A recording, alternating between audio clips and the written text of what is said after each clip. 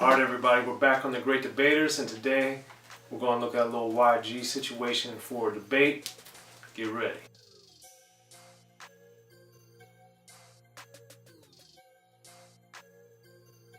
Alright Amir, so YG is one of the most popular rappers of this era, and definitely one of the most popular gangster rappers and rappers from the LA greater area and Compton specifically. So YG's new project, Stay Dangerous, is out. And Big Bank is one of the biggest songs in the country, especially on the rap side. And this is a collaboration, so what Amir and I are going to do today is go through the 4 verses and then talk about which one we think is the best and why on The Great Debaters. So, Amir, Big Bank, we got YG, Big Sean, 2 Chainz, and Nicki Minaj. So, YG starts off the song, which is always interesting because I'm always surprised when the person whose song it is goes first, but that's the case here. So what did you think of YG's verse? YG makes me laugh, man. He's funny, and he's very aware. Even though he's funny, he's very aware of the concepts that he's rapping. He sticks to the script, obviously.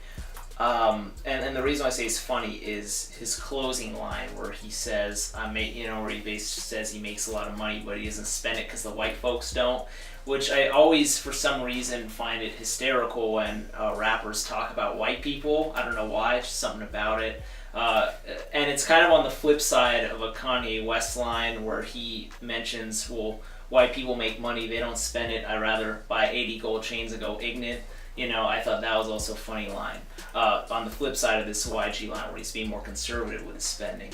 But YG's verse, it delivered, it had comedy to it, it stick to the script. And on this beat, which I think was, if you listen to the album, I think the beat is kind of out there, but it works. I really like it. Yeah, it doesn't really fit sonically with a lot of the majority of Stay Dangerous, but... that's what singles are for, I guess. Yeah. So for me, too, I liked YG. I like the comedic aspect. I like how he, started off the song. And it's always weird. Sometimes I like it, sometimes I don't, where they just repeat the end of a line, like, several times in a row. I'm kind of on the fence about that with the YG in this instance. But, it is what it is. So with 2 Chainz... he's obviously one of the cameo kings in rap history. I'm so happy. And, has so many great appearances. And this one is another high profile one. So, Amir, how do you evaluate 2 Chainz on Big Bank? 2 Chainz is one of those people who I haven't listened to their solo stuff much. It's how it's happened, that's how it is. But after hearing, as you said, him being such a cameo killer, man, I just want to dive into his solo career, and perhaps I will sooner than later, but he's always just doing good. His flow is just awesome on this song. Right. I like how he's also sticking to the script, and he's making puns and metaphors throughout his verse. 2 Chainz, he even brings it back and calls himself Titty Boy again, as he was known back in the day, and still goes by it to an effect. But no, man, 2 Chainz as well, and I think it plays well into the Big Sean verse that's coming up next as well. Speaking of Big Sean, so for him, the thing that I thought was the most interesting or noteworthy, which seemed a little off-putting in a way, was him talking about he's the first one of his family to break that cycle of not having it. And while good, I also thought it was kind of weird to backhandedly dish your family, I guess. But that's at least how I took it. But that just speaks to the amount of money that he's making compared to the rest of his family. But Big Sean, the Ride It Like a Tesla, I thought was good. And I thought that although it just seems like a mixed metaphor, but that's another point. Yeah, we can get into that one. Yeah, but that being said, I thought Big Sean was cool on it. I prefer 2 Chainz to Big Sean of those two, and I thought that 2 Chainz, part of his cameo-ness is the potency of it is his ability to bring a lot of humor to the thuggish side of things, which I think is always a good balance I mentioned that when we talked about Eazy-E and Eazy Does It album, when you're able to combine different things like the humor, the gangsterism, lyricism, the more different things I think you can combine makes for a more compelling listen, and I think 2 Chainz did a good job with that. So what do you think of Big Sean? Big Sean's verse, I didn't take it that way how you took it with the Big Sean first in his family, but I do see your point definitely. How he said he's basically the first generation, wealth maker kind of thing. It does sound a little insulting, I guess. But yeah, he even says, he flips his W's into M's, right. Whether that means wins into millions or Washington's into millions, that's up to you, I guess. That was pretty cool. He did well in it, and that's one thing I really like about this collaboration is that everyone is really sticking to the concept of making money, bragging, things like that.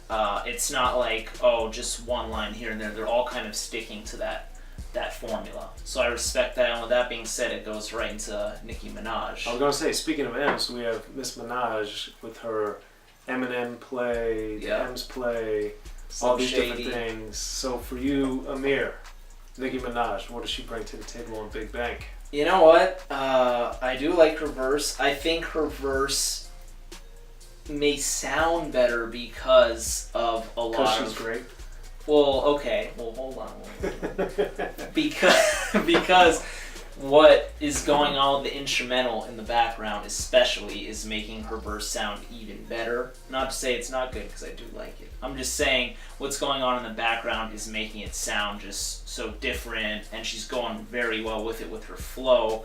I do appreciate it, and especially like you said, the Slim Shady references, the Back Again, how she's playing on his songs in the early 2000s. Was it Without Me, I believe. One line I didn't like was just at the end where she says she shows her ass like a stank hoe.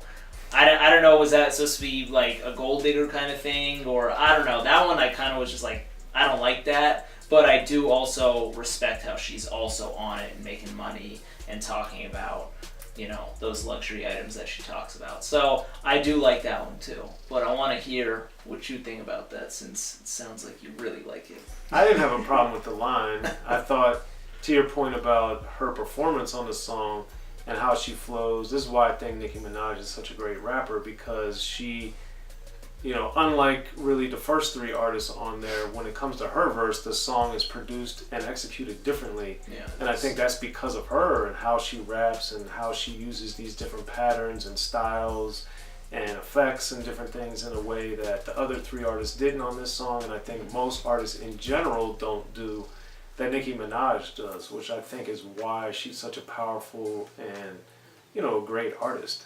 So for me, looking at it from that prism, she's rapping fast, she's rapping slow, she's rapping with the sound effects, she's got different styles. To me, I thought it was great. So it's time to wrap this up, Amir. So for you, Big Bank, who has the best verse on YG's Big Bank, and why? 2 Chainz for me.